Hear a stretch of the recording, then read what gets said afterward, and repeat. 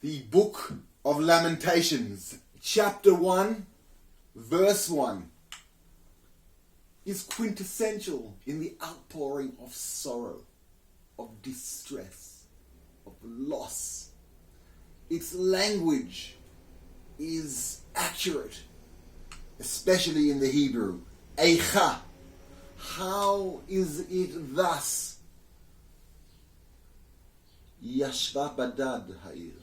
That the city is now dwelling alone. After all, it was told that Jerusalem would be a city that would dwell alone. But that was alone in glory.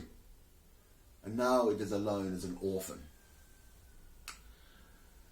Rabati, the great city. Am Haita. It was a nation. A nation on its own. Separate, independent, vibrant. And now it's Almana, like a widow.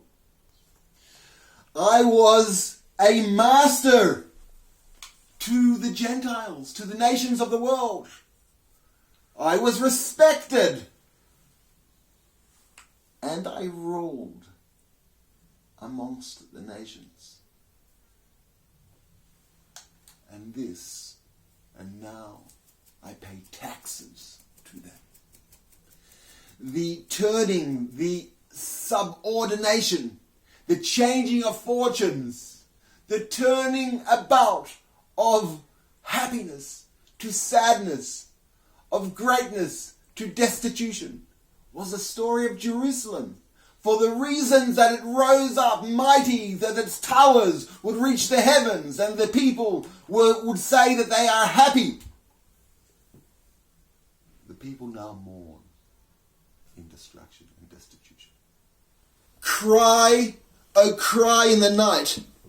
Let your tears over your cheeks. There is no solace, because your lovers and your friends have betrayed you.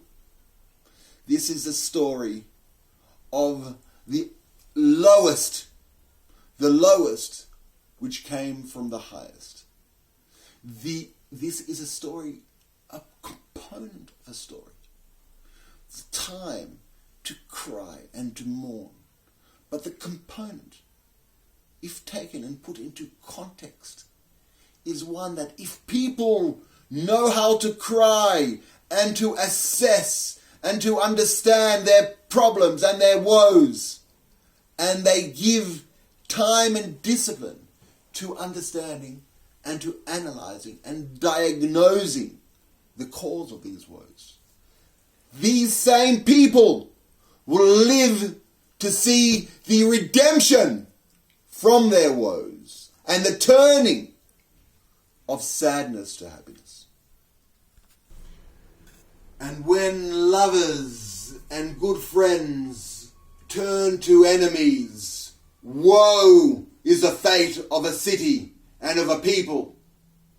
And such is the internalization of the mourner and the faster, who understands and takes responsibility that because of our sins, we got into this situation, that proxies have been used to turn friends into enemies and lovers into spiters. The impact, the psychological impact, is one of described. Judah is exiled in poverty and in great work, sits amongst the nations and does not find any rest, and her chasers catch her between the narrow places. A terrible mindset to be in. Here is depicted as a period of time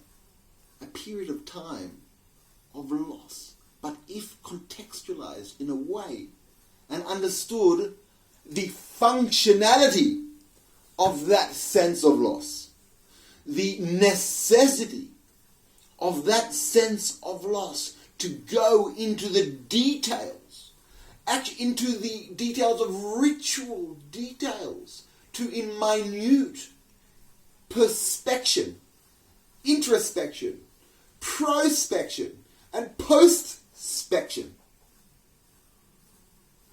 A energy, a vision of correction invariably emerges from it to wash, to inform, to spread, and to transform what previously came.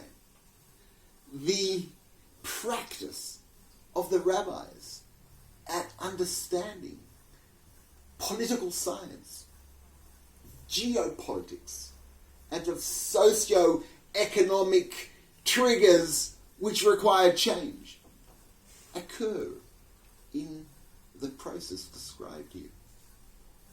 The prophet Jeremiah, who came before the king and told the king in warning that great tragedy would affect the kingdom if he does not introspect, it is told that the book that he brought before the king was this same book of Lamentations.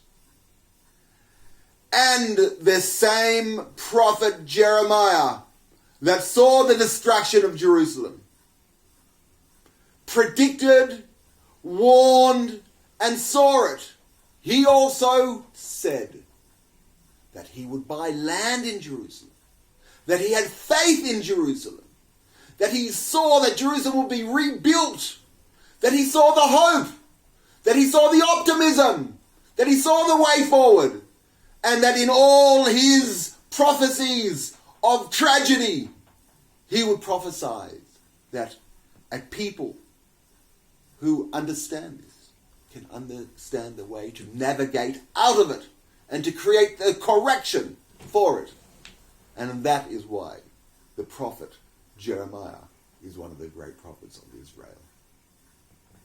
Jeremiah chapter 30, verse 18. Thus says the Lord, behold, I will bring back the captivity of Jacob's tents, and have mercy on his dwelling place. And the city shall be built upon her own tell, and the palace shall stand on its proper place, and out of them shall proceed thanksgiving, and the voice of them that make merry. And I will multiply them, and they shall not be diminished. I will also glorify them, and they shall not be small.